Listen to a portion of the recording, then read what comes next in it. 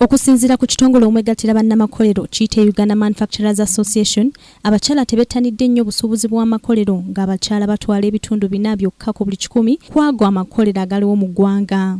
Ye ssentebe wa Uganda Manufacturers Association, Amos Nzeyi, ategeezezza nti abakyala basobolera ddala okututumuka mu by'obusuubuzi kubanga ebitongole ebiwola ssente bibeesiga okusinga abasajja nga ku bakyala 10 abeewola ssente 9 ku bo be bazzaayo bw'oba ogeraageranyiza n'abaami nga bo 2 ku ab'e10 ababa beewoze be bazzaayo ssente. N'olw'ensonga eyo omwoleso gw'omwaka guno gwakulembeza omulamwa ogw'okutumbula abakyala basobole okuvuganya mu by'obusuubuzi ng'abasajja. Naye mu by'amakolero lwaki ku buli bitundu 10 abakyala butundu 4 bokka bwe tuyina mu by'amakolero.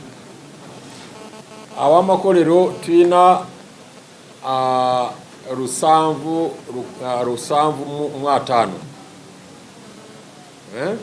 naye abakyala bali 30 bokka. Industry zebaddukanya ziri 30 zokka.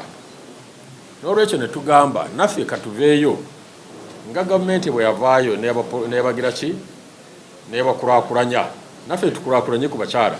Abakyala bafuna obuzibu obw'enjawulo nga bagezaako okukola emirimu abasajja gye basingamu obungi omuli okwenyooma, obutabeera na biseera bimala n'ebintu ebirala ebyekuusa ku butabeera na bwannannyini ku bintu ebikalu ng'ettaka ate nga bye bisinga okukozesebwa ng'omusingo. Abakungu ba Uganda Manufacturers Association bakukwatira wamu n'abakungu ab'enjawulo okuteekawo omusomo abakyala mwe banaabangulibwa mu ngeri ez'enjawulo.